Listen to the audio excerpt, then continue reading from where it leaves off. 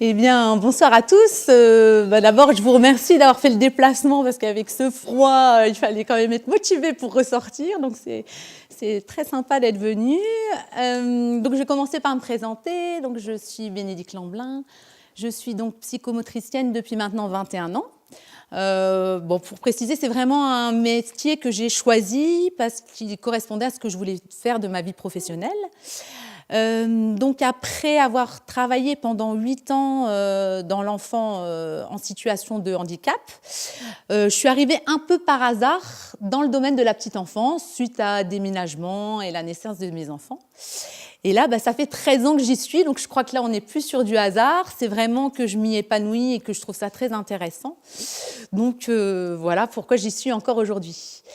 Alors, au jour d'aujourd'hui, mon temps de travail, il se décompose de la manière suivante.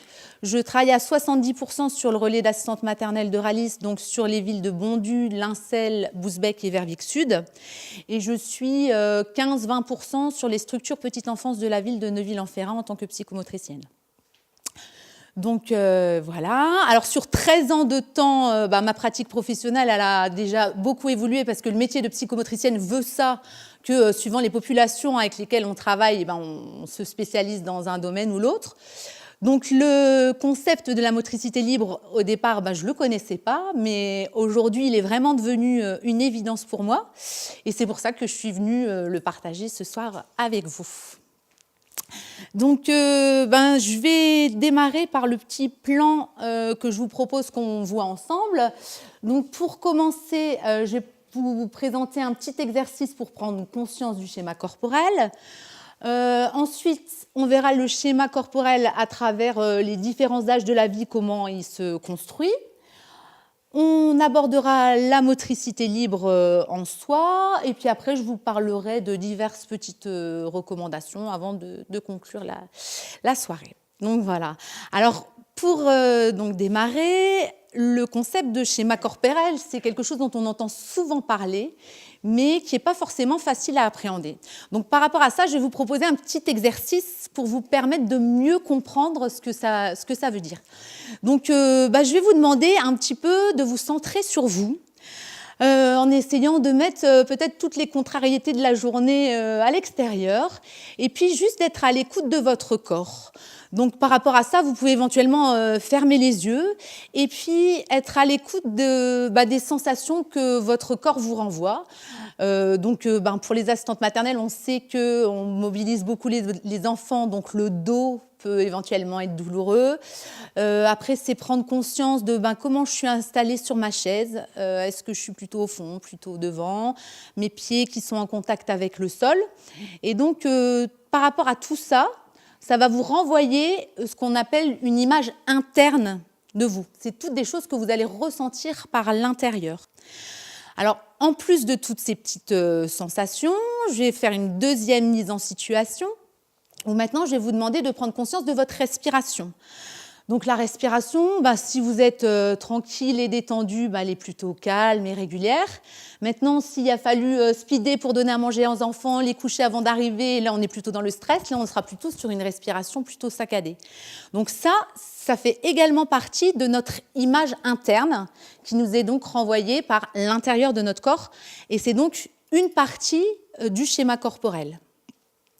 Alors maintenant, je vais vous faire une deuxième petite mise en situation. Alors, pour les assistantes maternelles, ce sera dans quelques instants, il y a une famille qui arrive pour vous présenter leur enfant.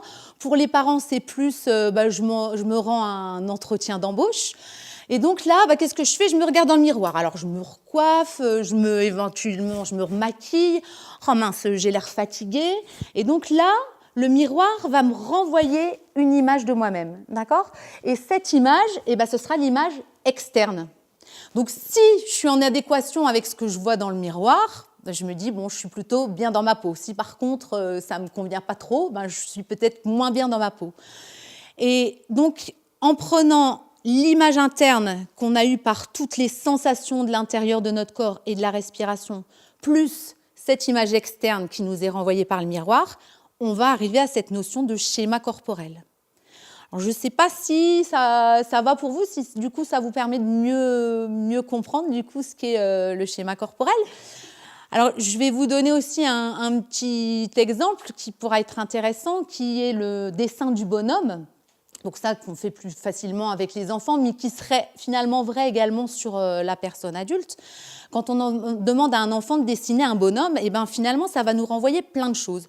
Ça va déjà nous montrer, par rapport à ce qu'il a dessiné, s'il a intégré toutes les parties de son corps, parce qu'il n'est pas rare que l'enfant il oublie une partie de son corps, parce que peut-être il ne s'en sert pas, ou alors au contraire, ça va être une partie du corps qui sera plutôt surdimensionnée parce qu'elle est douloureuse pour lui. Enfin, donc ça va être des choses intéressantes à regarder. Et après, dans l'entier, si le bonhomme il est tout petit dans un coin de la feuille, eh ben, ce sera peut-être parce que l'enfant il est plutôt en manque de confiance en lui et du coup il aura plutôt tendance à se dessiner en tout petit. Et par contre, si on voit un grand bonhomme qui occupe tout l'espace de la feuille, ben là ce sera plutôt l'enfant qui est plutôt sûr de lui et qui du coup projette ça à travers le dessin du bonhomme. Donc voilà, je vais donc vous montrer cette petite diapo qui résume bien.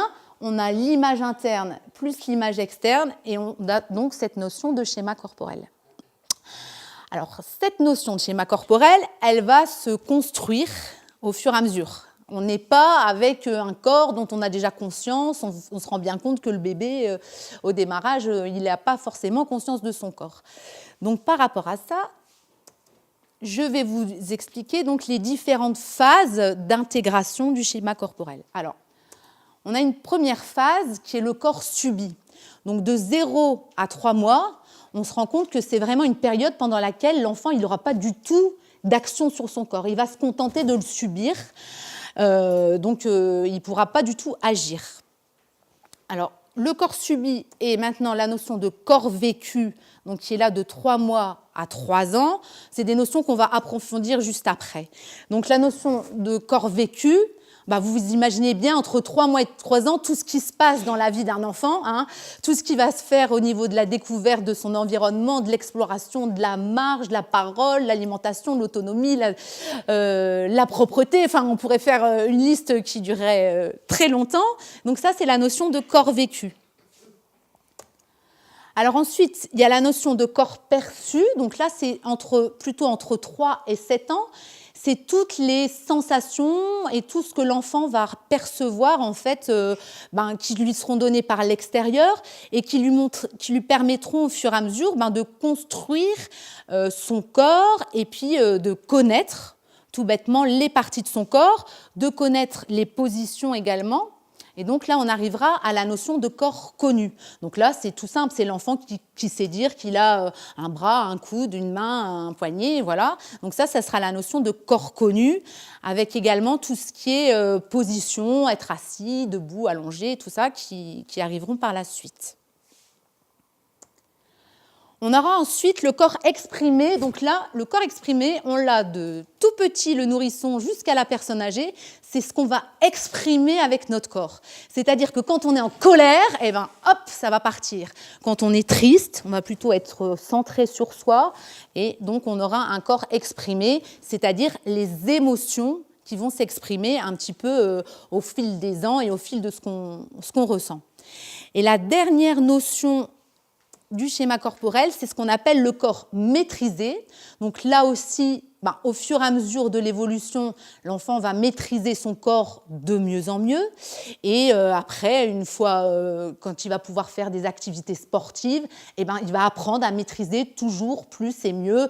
Dans le cadre de la gym, il va apprendre à marcher plus en équilibre. Donc tout ça, c'est la notion de maîtrise corporelle. Donc, on a passé un petit peu en revue toutes les étapes d'intégration du schéma corporel et donc on va s'appesantir plus sur ce qui nous réunit ce soir. L'enfant, donc sur 0 à 3 ans.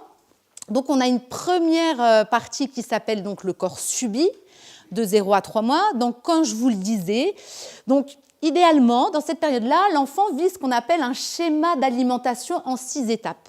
Ça veut dire que dort, il y a la faim qu'il réveille, il crie, il mange et il se rendort. Donc ça, on est d'accord que c'est le bébé idéal qui enchaîne ses cycles et ils ne sont pas tous idéaux. Et puis après, il va y avoir peut-être des sensations internes, comme on a pu évoquer tout à l'heure, de coliques, des problèmes de reflux qui vont venir peut-être un petit peu enrayer ça. Et donc voilà, mais donc, dans toute cette période de 0 à 3 mois, il va enchaîner ces cycles-là. Et au niveau de sa motricité, il n'aura donc aucune action. Il va être sous ce qu'on appelle les réflexes archaïques. Donc, je suppose que c'est des choses dont vous avez déjà entendu parler. On a là deux petites photos. La marche automatique, c'est le fait que l'enfant, quand la personne le tient, il marche de façon automatique. Ce n'est pas parce qu'il marche, on est bien d'accord, c'est vraiment un réflexe. La même chose, par exemple, pour ce qu'on appelle le grasping. Quand on prend un bébé, voilà, ce n'est pas dans l'idée de prendre, c'est vraiment un réflexe. Donc, tout ça, c'est vraiment involontaire et donc ça confirme le fait que de 0 à 3 mois, il subit complètement son corps.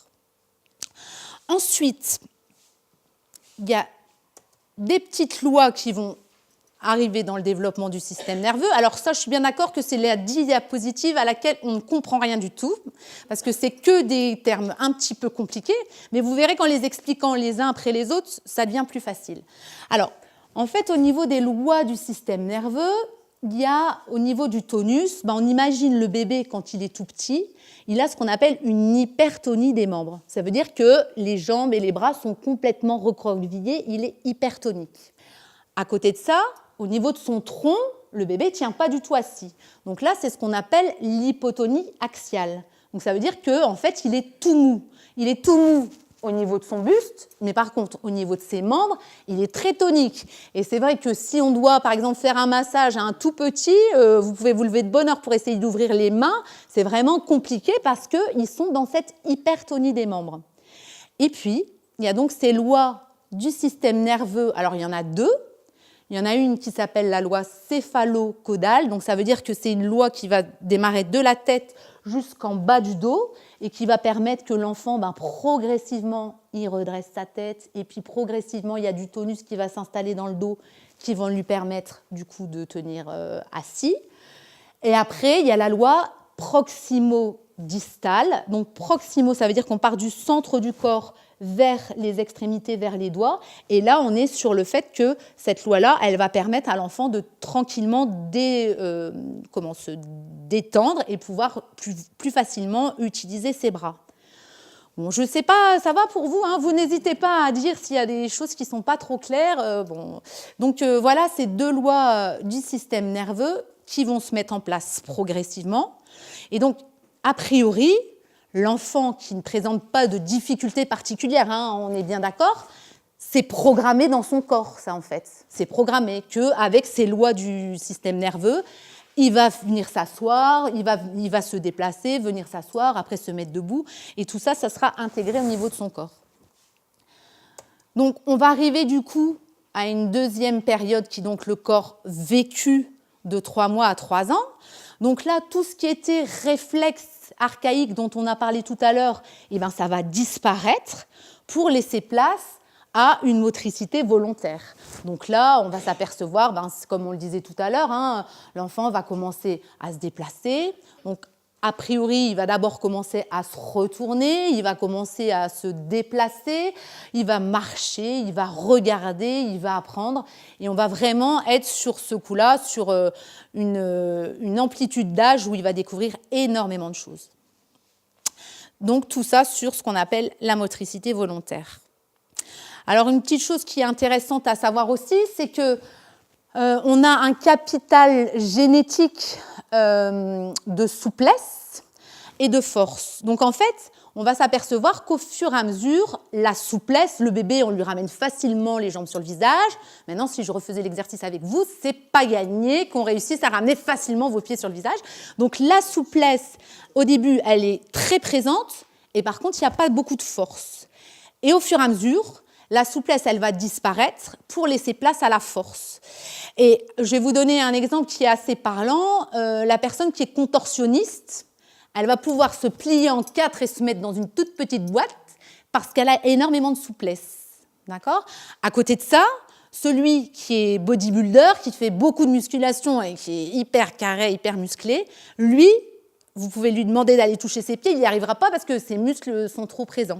Donc voilà, ça c'était une petite image pour vous dire que on a un capital à la base, qu'il y en a certains qui vont être plus souples, d'autres plus en force, et qu'après ça se travaille aussi. Hein. C'est sûr que l'un comme l'autre ça se travaille, mais bon, le contorsionniste, je ne pense pas qu'à la base c'était quelqu'un qui n'avait pas de souplesse. Donc voilà.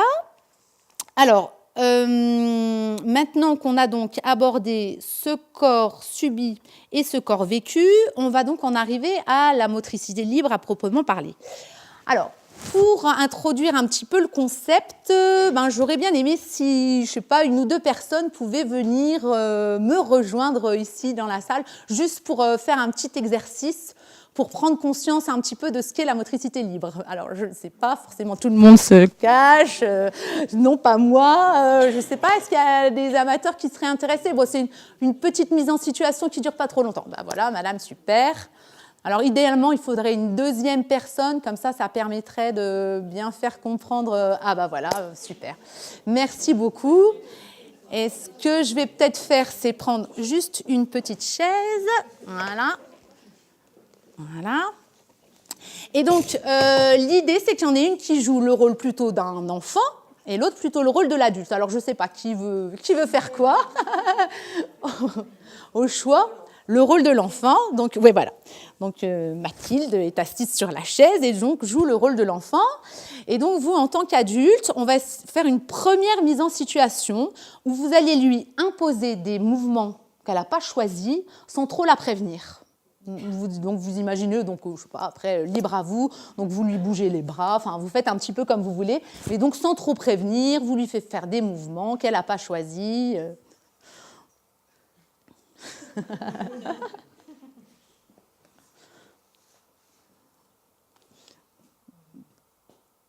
Voilà.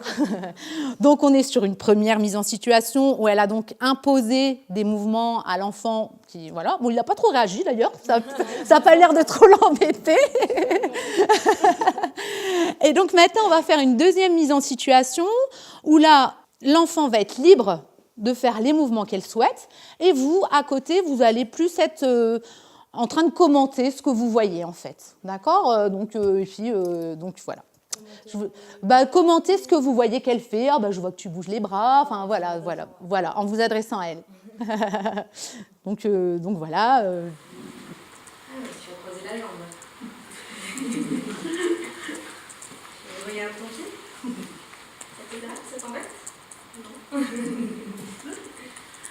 Tu as chopé. Ta veste. Relève tes manches. C'est chaud ici.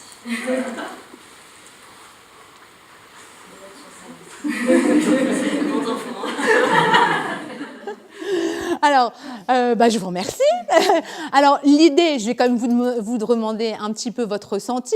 L'idée, donc, c'était de mettre en évidence la différence quand on ne parle pas du tout à l'enfant, qu'on lui impose des mouvements, et qu'à côté de ça, l'enfant, il est en train de faire les mouvements qu'il souhaite et que la personne commente. Je voulais avoir un petit peu votre ressenti par rapport à ça. Du coup, d'imposer les mouvements, c'était un côté un peu intrusif. Alors, c'est une pompée. D'accord. Ouais. Puis, c'est particulier d'imposer les mouvements. D'accord. Moi, ça m'a semblé plus. Oui, le groupe de pommes, j'avais la main sur l'autre, et puis je ne voyais pas du tout dans mon axe de vision, donc c'était vraiment surprenant, et du coup, après, c'était plus détendu et plus chaleureux. D'accord. Bon, en tout cas, je vous remercie pour votre participation. Et donc, à travers ce petit exercice, je voulais donc introduire le concept de la motricité libre, où en effet, quand on impose des mouvements à l'enfant, qu'il n'est pas forcément prêt à les recevoir, finalement, ça va pas lui rendre service. Alors que par contre, quand il est libre de faire ses mouvements et puis que l'adulte, il est là pour commenter et tout ça, ça sera peut-être plus positif par rapport à lui dans son développement. Du coup, on va en arriver à la motricité libre. Donc, ce concept, il vient d'une pouponnière hongroise qui s'appelle l'Institut Loxi. Alors là-bas, il y avait donc une pédiatre qui s'appelait Amy Pickler. Et cette pédiatre a observé énormément d'enfants parce que entre 1946 et 1963, elle en a observé 722. Et dans son observation, donc c'était des enfants qui à la base étaient abandonnés, d'accord ? Et elle a mis en évidence deux notions. L'importance de la référence pour l'enfant. Donc c'est vrai que ça, quelque part chez l'assistante maternelle, c'est quelque chose qui va un peu de fait, puisque c'est la même personne qui va s'occuper de l'enfant pour le coucher, le lever, lui donner à manger. Par contre, en structure petite enfance, c'est quelque chose qui s'est beaucoup développé ces derniers temps, que pour l'enfant, c'était important que ce soit dans la mesure du possible, bien sûr, au niveau des plannings et tout ça, des réalités, mais que ce soit la même personne qui s'occupe de lui pour le lever, pour le coucher, pour que tous les actes de la vie quotidienne, en fait, soient plus ou moins faits par la même personne. Et là, donc, Amy Pickler s'est rendu compte vraiment que c'était quelque chose qui était important dans leur développement. Et la deuxième chose dont elle s'est rendue compte aussi, c'est que, comme je vous l'avais expliqué tout à l'heure, du fait que, quelque part, l'enfant, il est programmé dans son développement psychomoteur, a priori, il n'a pas besoin que l'adulte fasse pour lui et qu'il fasse à sa place, parce que si l'adulte est à côté, à l'encourager par des paroles bienveillantes et tout ça, il va réussir, entre guillemets, par lui-même. Et l'idée qu'il réussisse par lui-même, qu'est-ce que ça va faire ? Ça va lui permettre de prendre confiance en lui. Parce que finalement, quand on va aller lui imposer des mouvements qu'il ne sait pas faire, qu'il n'a pas forcément choisi, là, il ne va pas prendre confiance. Alors que si c'est lui qui arrive par lui-même à cette découverte, grâce aux encouragements de l'adulte qui est à côté, là, ça va lui permettre un meilleur épanouissement. Alors, donc l'idée, c'est de vraiment le laisser dans ses mouvements spontanés, d'essayer dans la mesure de possible de ne pas le mettre dans une position qu'il ne sait pas prendre ou quitter seul. C'est vrai que souvent, on pense à la position assise, très souvent, mais bon, voilà, on est dans une société aussi où il faut qu'on aille vite, que notre enfant soit le meilleur, qu'il soit le premier, qu'il soit le meilleur dans tous les domaines. Donc, je vais l'asseoir, il y a 4 mois, je crois qu'il y a du tonus suffisant, comme ça il pourra voir tout ce qui se passe autour de lui. Alors ça, c'est nous, en tant qu'adultes, on se dit ça. Sauf que lui, il se dit quoi ? Il se dit « Mon Dieu, mais j'ai pas assez de tonus, moi, j'arrive pas à tenir assis, je suis pas bien dans cette position. » Alors que si j'étais allongée sur le sol et que je pouvais librement aller de droite à gauche, me retourner tranquillement, je serais peut-être plus à l'aise. Donc là, l'idée, c'est vraiment d'essayer de ne pas trop anticiper les étapes.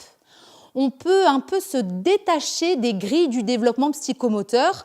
Alors c'est sûr qu'il y a quand même des repères à avoir. S'il y a 2 ans et demi, l'enfant ne marche toujours pas, il faudra peut-être quand même s'inquiéter et aller consulter.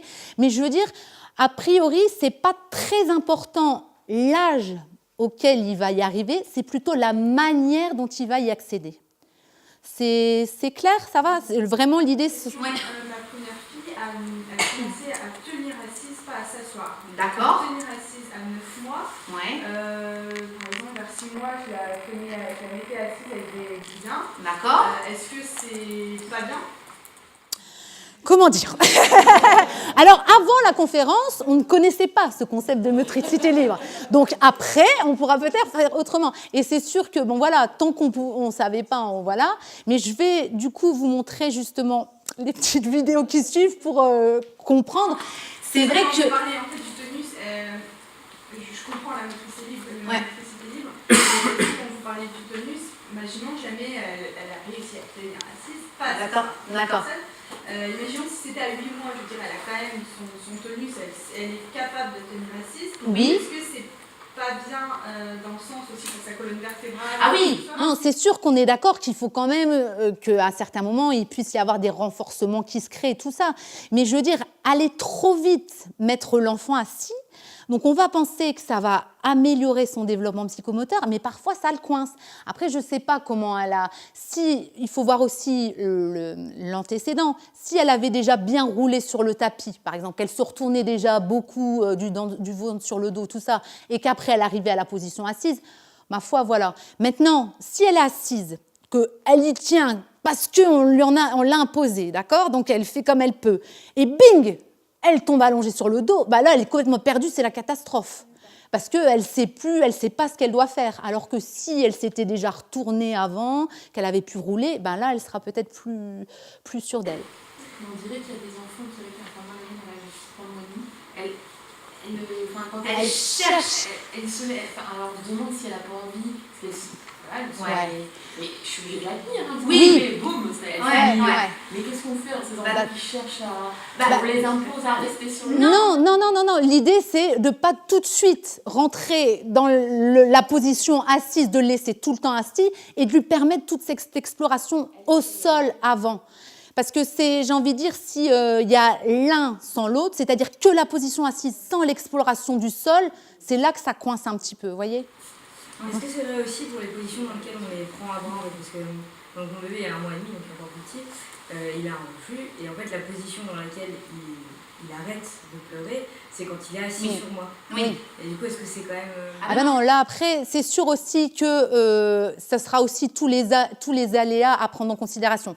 L'enfant qui souffre vraiment d'un reflux, c'est sûr que pour lui, ce sera plus compliqué parce que cette mobilisation, à chaque fois, elle lui sera douloureuse. Donc c'est vrai que, mais pour ça, enfin, j'imagine, vous le prenez debout contre vous, enfin, il est debout contre, voilà, voilà, et puis en position plus de confort. Donc du coup, on n'est pas sur la position assis tout seul dans des coussins. Vous voyez un petit peu l'idée, quoi. Ah bah non. Après, en plus, si vous le contenez et que vous le maintenez, non. C'est plus l'idée de le laisser tout seul déjà à 3 mois.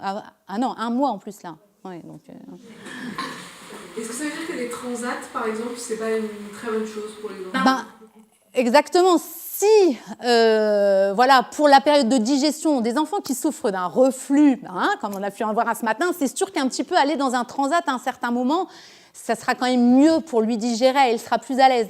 Mais sinon, à part pour la digestion, ça n'a pas grand intérêt, parce que finalement, il sera coincé dans son corps, dans son transat, et il n'aura pas cette liberté d'explorer le...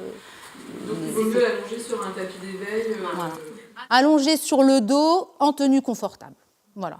Alors, quand je précise en tenue confortable, c'est que là aussi, on a des super jeans slim.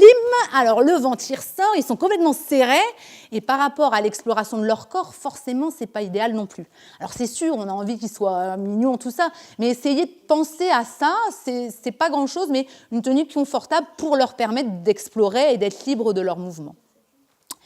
Alors, du coup, je vais vous montrer une petite vidéo pour vous montrer l'exemple. On va essayer de comparer un petit peu, justement. Alors, l'enfant... Alors, un enfant qui serait donc en position assise. Donc là, bon alors j'ai pris les images sur YouTube, hein, donc je ne sais pas du tout qui c'est. Et il a un petit peu de mal à tenir assis. On se rend compte que finalement, c'est compliqué pour lui et qu'au niveau de l'exploration de son environnement, finalement, c'est relativement limité. D'accord ? Et maintenant, on va prendre l'exemple un deuxième duo de petites filles.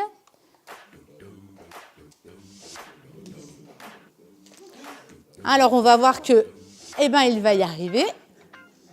Alors, pour vous dire, ils ont à peu près le même âge, ces deux enfants. D'accord ? Et donc là, elle se retrouve contre le mur, mais ce n'est pas un problème pour elle. Elle est amenée à bouger. Elle va aller explorer le super jeu à la dernière mode du relais. Hein, tout le monde le reconnaît. Alors après, elle va nous faire une petite démonstration qu'elle fait un petit éveil sensoriel en se disant « Ah, tiens, le sol là, il est plutôt dur.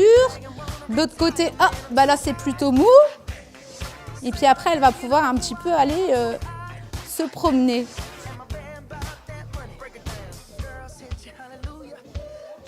Alors, au moment de la vidéo, 7 mois, 6,5, 7 ? Ouais, 7, je pense. Et à côté de ça, on a une petite Alexis. Alors, elle est un petit peu plus jeune. Et alors là, on voit qu'elle s'entraîne. Hein. Elle y va, alors du dos, sur le ventre, enfin, du dos au côté. Elle met un jouet à la bouche. Alors ça, on a toujours envie de dire pas la bouche, pas la bouche. Ils font connaissance des jouets par la bouche. Donc malheureusement, il faut essayer de trouver des jouets qui puissent porter à la bouche pour leur permettre de faire connaissance. C'est comme ça. Mais c'est vrai que, bon voilà. Et après, dans l'idée, normalement, le jour où les mots apparaissent, eh ben, il porte moins la bouche pour laisser place aux mots. Donc revoilà notre petite Joséphine qui va continuer un petit peu son exploration.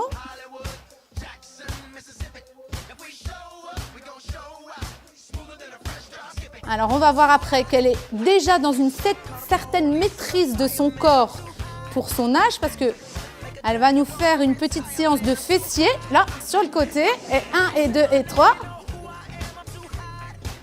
Donc c'est assez rigolo, hein, à son âge, qu'elle est vraiment dans une bonne maîtrise. Alors, entre deux, on va s'apercevoir que notre petite Alexis, là-bas au bout, elle est super contente parce qu'elle a réussi à arriver sur le ventre. Et donc, voilà, je voulais donc mettre en évidence la différence entre le fait que l'enfant, trop tôt bloqué dans ses coussins, il sera peut-être bloqué. Et puis, de ce fait-là, ça peut donner après des enfants qu'on voit avancer sur les fesses. Parce que, du coup, ils ont connu très vite la position assise. Parce que là aussi, c'est vrai qu'une fois qu'on les a mis assis, c'est compliqué pour aller les remettre allongés sur le dos. C'est pour ça que c'est bien d'avoir l'idée avant, de le savoir avant, parce qu'après, une fois, on peut comprendre, une fois qu'ils ont découvert l'environnement comme ça, c'est plus compliqué après de refaire marche arrière. Donc voilà un petit peu ce que je voulais vous montrer à travers les vidéos. Autre chose que je voulais préciser, alors là, pour le film, je n'ai pas filmé les adultes autour, mais il est bien évident que les assistantes maternelles bienveillantes sont là autour et passionnées, et attentives à ce qui se passe, parce que c'est sûr que la place de l'adulte, elle est vraiment capitale aussi. Hein. C'est pas bon, alors t'es programmé pour ton développement psychomoteur, vas-y, débrouille-toi. Hein. On est clair que la place de l'adulte par rapport à ça, elle va être importante aussi. Alors voilà donc ce que je voulais vous expliquer par rapport à la motricité libre. Alors on va se rendre compte que donc, plus l'enfant grandit, plus l'aménagement de l'espace va être quelque chose d'important pour qu'il soit du coup adapté et sécurisé. Parce que, après, que ce soit à la maison ou chez l'assistante maternelle, si toute la journée c'est non, tu ne peux pas toucher, non, tu ne peux pas grimper, non, tu ne peux pas faire ci, non, tu ne peux pas faire ça, on est bien d'accord, fatigant pour tout le monde. Donc, dans l'idéal, parce qu'après, c'est sûr qu'on fait avec ce qu'on a chez soi, mais à l'âge où ils ont envie de grimper, on s'organise avec des coussins, avec des choses, parce que voilà, ils sont dans cet âge-là où ils ont besoin de ça, et au moins, si on sécurise notre environnement et notre espace, au moins on sera tranquille, et puis l'enfant pourra continuer son exploration tranquillement, et nous, on sera aussi en sécurité.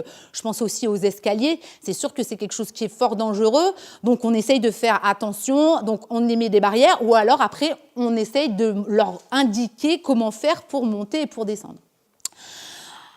Donc voilà pour l'aménagement de l'espace. Après, alors le Yupala, je ne sais pas si vous connaissez un petit peu ce petit, comment expliquer, ce petit appareil là dans lequel donc l'enfant est mis debout dans une espèce de culotte sur roulette. Alors on est bien d'accord qu'ils vont vendre dans le commerce des super modèles. Alors, ils vont pouvoir apprendre à parler en anglais, apprendre à compter, tout ça, en même temps que se promener dans leur Yupala. Ils sont pleins de couleurs et donnent du coup très envie de les acheter. Mais déjà, pour info, dans des pays comme le Canada, c'est interdit à la vente parce qu'il peut y avoir des accidents qui vont jusqu'à la mort de l'enfant avec des traumatismes très graves.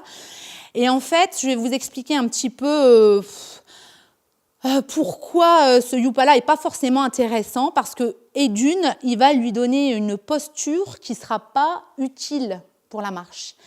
Je ne sais pas donc si vous voyez comment ça fonctionne. L'enfant, en fait, il pousse sur ses pointes de pied. Alors oui, il s'éclate. Lui, il adore parce que ça va très vite, il s'amuse et tout ça, c'est super. Sauf que donc, sur la posture, on n'a pas une bonne posture. Je pense à un enfant qui est venu au relais, qui allait régulièrement en trotteur. Il a mis, je pense, au moins 3 mois avant de poser les pieds pour marcher. Hein. Il marchait tout le temps sur la pointe des pieds parce que, à la maison, on le mettait dans un trotteur. Bon. Voilà. Après, ça va leur donner donc une mauvaise conscience du schéma corporel dont on a parlé tout à l'heure, parce que finalement, c'est compliqué d'intégrer son corps alors qu'on a ce truc-là autour de nous. Ça va également leur donner une mauvaise connaissance de l'espace environnant, parce qu'en fait, ils vont être habitués à avoir ce truc-là autour d'eux. On me donnait l'exemple, là, il y a 2 jours, d'une petite fille, elle n'avait plus le Yupala, mais elle continuait à se déplacer quand elle passait une porte en laissant de l'espace, parce que elle avait l'habitude d'être dans son Yupala, quoi. Donc, c'est vrai qu'au niveau de la conscience de l'espace, c'est pas forcément intéressant non plus. Et puis, la dernière chose, c'est le côté psychologique du Yupala, parce qu'en fait, c'est lui faire croire qu'il sait marcher, qu'il sait avancer, qu'il sait se déplacer, alors qu'il ne sait pas. Donc finalement, quand il l'a pu, il est démuni. Et qu'est-ce que ça crée souvent ? Une dépendance, quoi. Donc l'enfant, il veut toujours aller dans ce truc-là, parce que forcément, ça lui donne une autonomie qu'il n'a pas réellement, mais que le Yupala lui procure. Donc forcément, ça n'a pas grand intérêt. Alors bon, désolé si vos enfants sont tous allés dans le Yupala, on n'avait pas encore fait la conférence avant. Est-ce que ça a un petit train qu'elle pousse. Ah oui, alors non, là on n'est plus sur la même chose. Un jeu qui pousse, qui donne un peu de stabilité, mais qui lui permet d'avancer à toute allure. Exactement. Alors là, on n'est plus du tout sur la même chose. On n'est plus non plus, je pense, sur les mêmes âges. Parce que là, je pense aussi à un enfant, moi, surtout pas tant qu'ils ne tiennent pas assis, aller les mettre, parce que c'est qu'au niveau du tonus, voilà. Mais après, un aide à la marche, on n'est plus du tout dans le Yupala. C'est quelque chose qui va peut-être l'aider pour son équilibre à se déplacer. Donc, on n'est plus du tout sur la même chose que là, ça n'a pas, grand intérêt. Ouais. Là, c'était la mode, c'est positif, mais écharpe du portage. Oui. Et donc, quand le bébé a 1 mois, c'est le schéma corporel, parce que justement, il a l'englobe, de son corps. Et donc, on peut les porter, ils disent de les porter un maximum à droite, etc. Et après, on a la motricité libre. Et qu'est-ce qu'on fait en tant que maman quand on entend l'écharpe de portage, portez-le un maximum, et l'autre motricité libre. Après, je pense que c'est pas incompatible. C'est pas incompatible parce que, en effet, c'est vrai qu'on donne l'image, par exemple, si on compare l'espèce humaine aux animaux, que le bébé poulain, hop, dès qu'il naît, tac, il est autonome, il part. Donc, c'est vrai que par rapport à ça, l'idée du portage, c'est de se dire, nous, en tant qu'être humain, l'enfant, il met souvent au moins 1 an avant de pouvoir être autonome et marcher. Bon, entre parenthèses, d'ailleurs, l'âge moyen de la marche, c'est pas avant 15 mois, parce que quelquefois, on entend, oh là là, il est en retard. Et... Non, donc, à côté de ça, on peut... Mais je pense que c'est pas du tout incompatible de porter son enfant, parce que là, il va prendre tout ce qu'il a besoin pour sa construction psychologique et tout ça. Comment ? Oui, peut-être pas toute la journée, savoir à certains moments, parce que après, l'idée, c'est quand même de se séparer de son bébé à un moment ou à un autre. C'est peut-être pas dans votre idée proche, mais c'est vrai que l'idée, c'est qu'à un moment, on puisse quand même créer une petite distance. Donc, et puis, je pense que c'est pas incompatible, mais en effet, peut-être pas toute la journée. Et pour les tout petits, la prise des repas, parce qu'il y a aussi maintenant des super chaises en plastique, donc l'enfant qui ne tient pas assis et qui est dans une chaise qui est en plastique. Alors l'idée, c'est plus les bras. Finalement, ils recommandent assis sur les genoux. Alors, ce n'est pas forcément idéal pour vous. Après, je comprends bien quand on en a 3, 4. Après, là aussi, on est différent. Le discours, il est différent chez l'assistante maternelle qui doit gérer, de la maman qui a, entre guillemets, un enfant à la fois. Mais c'est vrai que même en structure, maintenant, ils pratiquent aussi le fait de donner à manger sur les genoux. Dans le cadre de la référence, ils ont leurs enfants en référence et puis ils leur donnent à manger chacun leur tour, et puis au fur et à mesure, les enfants ils comprennent que c'est chacun son tour, et puis ils adoptent un rythme. Ça c'est vrai quand c'est un biberon, mais après pour les petites purées et tout ça. Non, ils disent assis sur les genoux pour leur donner comme ça. Alors oui, ça représente. Et là les transats, on peut pas non plus. Comment ? Si, c'est possible aussi, ouais. Alors, donc, si vous voulez bien, on en revient un petit peu à notre sujet. Donc, le Yupala, du coup, pas forcément intéressant. Par contre, ce qui va être super intéressant, c'est le toboggan. Alors, je vais vous expliquer pourquoi. Là encore, motricité libre, c'est-à-dire qu'on ne va pas donner la main au petit, le faire monter jusqu'en haut, le prendre, l'asseoir, le faire glisser. Parce que oui, il aura senti tout ce qui se passe quand on fait un toboggan, sauf que la fois suivante, quand vous n'êtes pas là et qu'il y va tout seul, bing, c'est là qu'il tombe, parce que finalement, un peu comme le Yupala où il pensait qu'il savait faire, il pensait qu'il savait faire du toboggan, mais il ne savait pas. Donc, on va aussi essayer d'enlever notre temps d'adulte où on est toujours pressé sur tout et on voudrait qu'il monte vite au toboggan. Il prendra le temps qu'il prendra. Mais s'il reste plusieurs fois en bas du toboggan, qu'il monte une marche, qu'il la redescend, que la deuxième fois il en monte deux, eh ben, ce sera à son rythme et au moins, alors là aussi, c'est bien évident que s'il se met en danger, si on se rend compte qu'il va tomber, on ne va pas le laisser chuter en disant bah, « tu fais ta motricité libre ». Donc il faut aussi un juste milieu. Hein. Mais c'est vrai que l'idée du toboggan, c'est vraiment intéressant. Là aussi, ah ouais, non, tu ne le montes pas en marche arrière. Alors c'est vrai que quand ils sont nombreux, c'est compliqué. Mais en même temps, eux, ils expérimentent ce qui se passe quand on monte sur la pente et qu'on reglisse. Donc ils peuvent le faire. Ou alors après, ils peuvent faire rouler des jouets. Mais ça aussi, on adhère ou on n'adhère pas. Bon. Après, moi, je respecte aussi qu'il y en a qui trouvent que le toboggan, c'est dans un sens et puis on le fait dans ce sens-là, point barre. Après, c'est avoir en tête que voilà, le toboggan, ça peut être intéressant à leur rythme et dans tous les sens. Et maintenant, je vais donc proposer une petite vidéo d'une petite Elena qui est en train de faire une petite séance, justement, sur donc un toboggan. Bon, il faut dire qu'il est super parce qu'il a des marches bien larges. Alors pareil, je ne vais pas savoir redire quel âge elle avait au moment de la vidéo, mais c'était il y a... Comment ? 10 mois.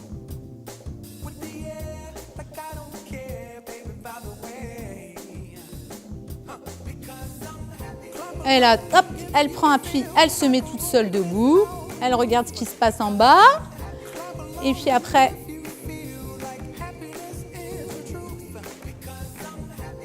Elle se remet à son exploration.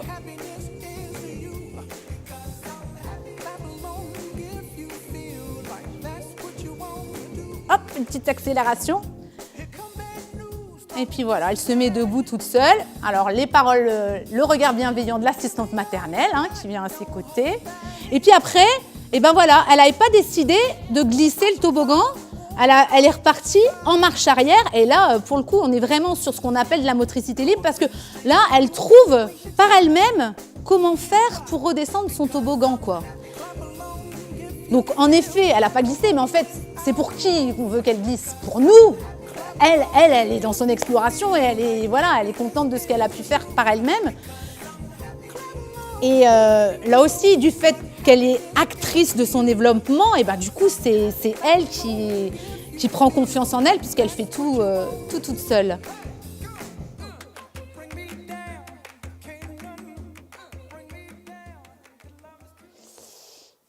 Voilà pour l'exploration du toboggan. Alors finalement, c'est vrai que je suis en train de réaliser qu'on ne le voit même pas, la partie toboggan, parce qu'en fait, la structure continue, puis il y a une partie toboggan de l'autre côté. Alors donc maintenant, on va un petit peu, je vais vous parler de choses diverses et variées, donc notamment du fait qu'il faut toujours essayer de se mettre à la place du bébé quand on l'installe. Je veux dire par là que on va pas se rendre compte que allongé là en dessous, vous pouvez y aller que en fait le spot dans le visage c'est pas terrible. Donc c'est des choses on pense pas forcément au moment où on le fait, mais ça peut être intéressant de se mettre à leur place avant de les installer. Alors, comme j'ai pu le dire aussi plusieurs fois dans l'exposé, il faut essayer de leur laisser le temps. On n'est pas pressé. Ils ont vraiment le temps de découvrir. Il faut qu'on se décroche de nous, notre temps d'adulte, avec nos impératifs. Voilà, eux les ont pas. Donc, quelquefois, ça peut être un peu long d'attendre que, mais essayons de leur laisser leur temps à eux et pas toujours de leur donner le nôtre. Alors ensuite, l'importance aussi de nos paroles d'adultes. Donc quand j'expliquais qu'un regard bienveillant avec des paroles positives, ça pouvait les aider. C'est vrai que si on donne une étiquette négative à un enfant, il finit par devenir ce qu'il entend de lui.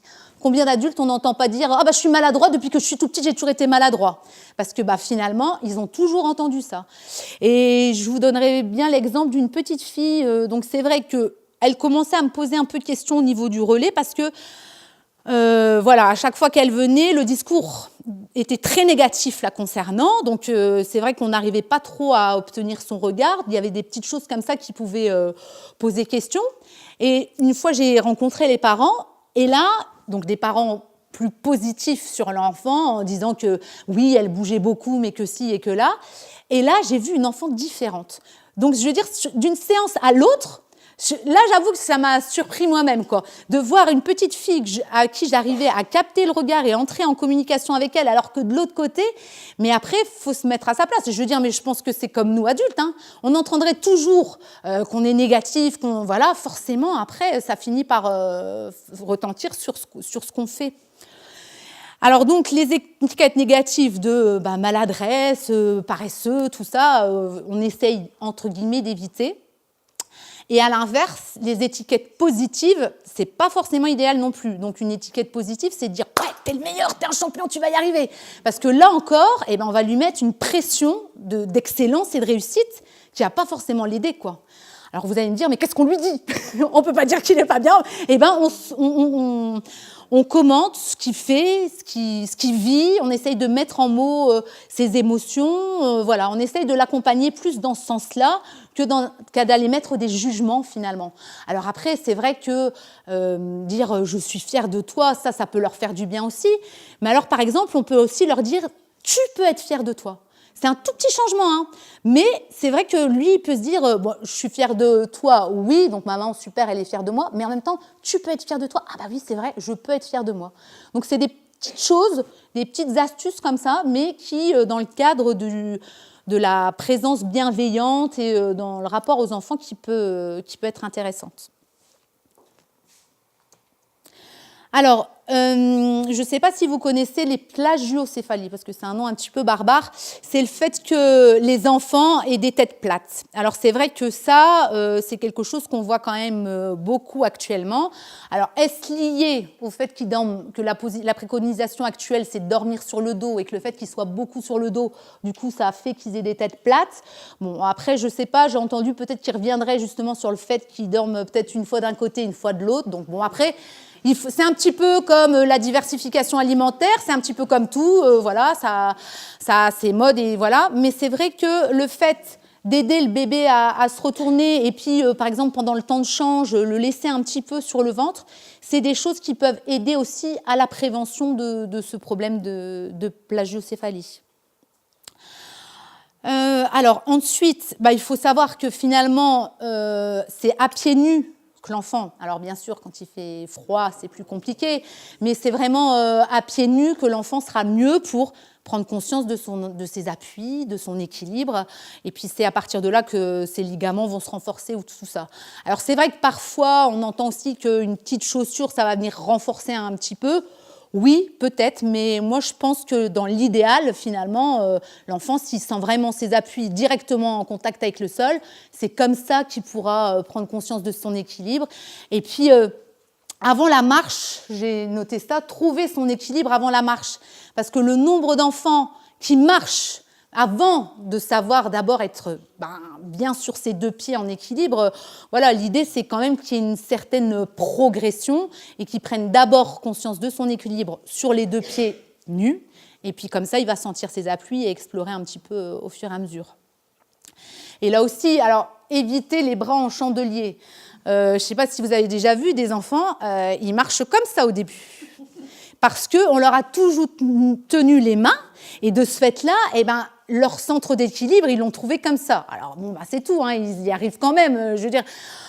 Mais c'est vrai que... Alors, après, je comprends aussi qu'il faut préserver les dos et que, voilà, les assistantes maternelles qui ont plein d'enfants, qui doivent... c'est un petit peu compliqué de se plier, de se mettre à la hauteur pour que... Mais bon, a priori, il va se mettre debout, il va commencer son exploration par lui-même. Donc, on n'a pas trop besoin, normalement, de passer par cette phase de leur tenir les bras pour marcher. Bon, après, ça, voilà, on le fait beaucoup, hein. Les aides à la marche. Voilà, exactement. Là, du coup, ça pourrait être une aide intéressante. Alors, je vais vous redonner un cas concret d'un petit garçon. Donc, dans une structure où je travaille, ils ont l'habitude de mettre la banderole le jour de l'anniversaire avec le prénom de l'enfant. Donc là, il fêtait ses 1 an. Donc la maman, toute contente, elle arrive, il marche. Voilà, super, pour ses 1 an, c'est vrai que c'est très bien. Et bien cet enfant, il était allongé sur le sol, il ne savait pas s'asseoir, assis, il ne savait pas se mettre debout, mais il marchait. Donc c'est quand même magnifique, il a réussi à marcher. Donc je veux dire par là aussi que c'est pas... Enfin voilà, on y arrive toujours. Maintenant, au niveau de la confiance en lui, oui, il a été stimulé debout à marcher, mais il y a peut-être eu un petit raté dans l'accompagnement du développement. Mais bon, après, je pense qu'aujourd'hui, il va très bien. Enfin, voilà, c'est toujours aussi à nuancer. Mais voilà, l'idée, c'est aussi de se dire qu'il y a peut-être un ordre dans le développement. C'est mieux, entre guillemets, qu'il roule avant de venir se mettre assis. Bon, après, il y en a certains qui vont d'abord ramper et marcher à quatre pattes avant de s'asseoir. Bon, voilà, après, c'est un peu... Il y en a, on entend qu'ils passeront jamais par le quatre pattes non plus. Je veux dire, après, chaque enfant va avoir son développement. Et puis, l'idée, c'est de l'accompagner là-dedans. Et que si jamais, par contre, on s'aperçoit qu'en effet, il ne se retourne toujours pas, bon, après, voilà, il y a quand même à avoir accès à des petites stimulations si on se rend compte quand même que le décalage devient trop important avec, entre guillemets, les normes, quoi. Alors, au niveau de notre conclusion, donc voilà, l'idée, comme je vous le disais tout à l'heure, c'est d'essayer d'accueillir les émotions de l'enfant, parce qu'on a fort tendance aussi, au jour d'aujourd'hui, l'enfant, il pleure, il tombe. Non, c'est pas grave, tu t'es pas fait mal. Il pleure, c'est parce que lui, il a mal au moment où il le dit. Donc l'idée, c'est de dire « Ah, tu t'es fait mal ». Alors même si nous, on pense que peut-être il ne s'est pas fait mal, on reconnaît ce qu'il vit au moment où il le vit. Parce qu'après, finalement, il va être faussé dans ce qu'il ressent. On me dit que quand j'ai ça, j'ai pas mal. Mais si, moi, j'ai mal, vous voyez ? Donc l'idée, c'est d'accueillir les émotions en disant, parce que tant qu'ils n'ont pas de mots, forcément, ils ne savent pas le dire. Donc on peut leur dire, je vois que tu es triste, je vois que j'ai l'impression que tu t'es fait mal. Voilà, c'est tout des petits mots comme ça qu'on pourra utiliser pour accueillir leurs émotions. Donc, laissons l'enfant acteur de son développement psychomoteur. J'ai essayé de vous faire prendre conscience de cette notion. J'espère que ça aura été un petit peu clair. L'idée, c'est que ils soient vraiment à la base et puis qu'ils puissent découvrir par eux-mêmes. Donc, mettons-nous à sa place, donc que ce soit quand on l'installe, mais aussi par rapport au temps, en se disant, lui, il a le temps d'explorer à son rythme et on n'est peut-être pas pressé plus que ça. Il y viendra quand il y viendra, et puis s'il l'a fait par lui-même, ce sera peut-être bien. Donc, attention à nos mots, pensons donc aux paroles bienveillantes. Et la dernière chose que je voulais vous partager, c'est de finalement leur faire confiance. Donc, voilà ce que je voulais partager avec vous. Donc, je remercie tout le monde pour votre attention. Et puis, maintenant, je suis disposée à répondre à vos questions éventuelles. Je voulais savoir, la motricité libre, on l'emploie aussi, je sais que là, quand on masse un enfant, mettre son manteau avec tout ça, ça complètement, complètement. Finalement, on est là-dedans, j'ai envie de dire, tout le temps. Même finalement à l'âge adulte, on peut encore y être si on essaye par nous-mêmes. On a essayé, par exemple pour la natation, moi je fais bien ski. Oui. Et ce qu'ils proposent à l'école, le programme de l'éducation nationale, déjà c'est 6 ans, 7 ans, CP, c'est pas du tout la motricité libre, on va dire, par rapport au milieu aquatique. D'accord. De l'apprentissage, oui, on est dans d'accord. Voilà, toujours pareil pour le programme, voilà. Et est-ce que par exemple, dans des apprentissages comme ça peut être l'équitation, ça peut être, donc la natation, est-ce que la motricité libre, est-ce qu'ils vont apprendre par eux-mêmes à un moment à nager ou alors il faut vraiment... Je pense qu'à un moment, quand même, on peut apprendre. C'est pas, quand je dis on est dans la motricité libre, tout n'est pas inné. Vous voyez, apprendre à faire un sport, il faut quand même apprendre des techniques, qu'on nous enseigne les choses. Donc, mais pas forcément donner le temps et pas forcément en 6 séances, il faut savoir. Peut-être, voilà. Après, et puis chaque enfant va avoir son rythme d'évolution. Alors, mais après... Oui, voilà, ça...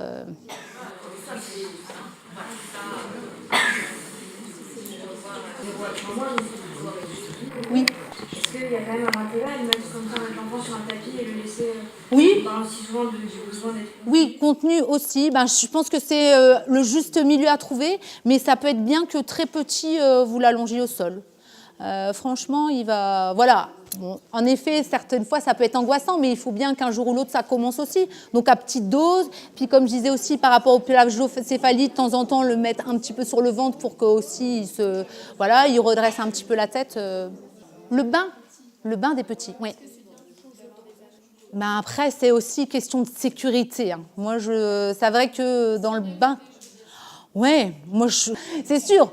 L'idéal, parce que l'anneau, en effet, ça va le contraindre dans ses mouvements. S'il tient bien assis, a priori, il n'y a pas de raison.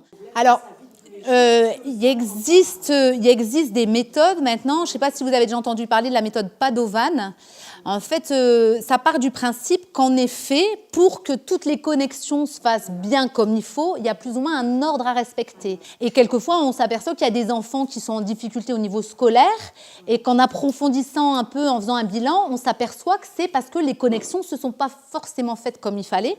Et du coup, on va en séance pour refaire et repasser par ces étapes-là. Et ben, du coup, je vous remercie. Donc, il y a des petits documents sur la table de sortie. Éventuellement, il y a le PowerPoint qui est...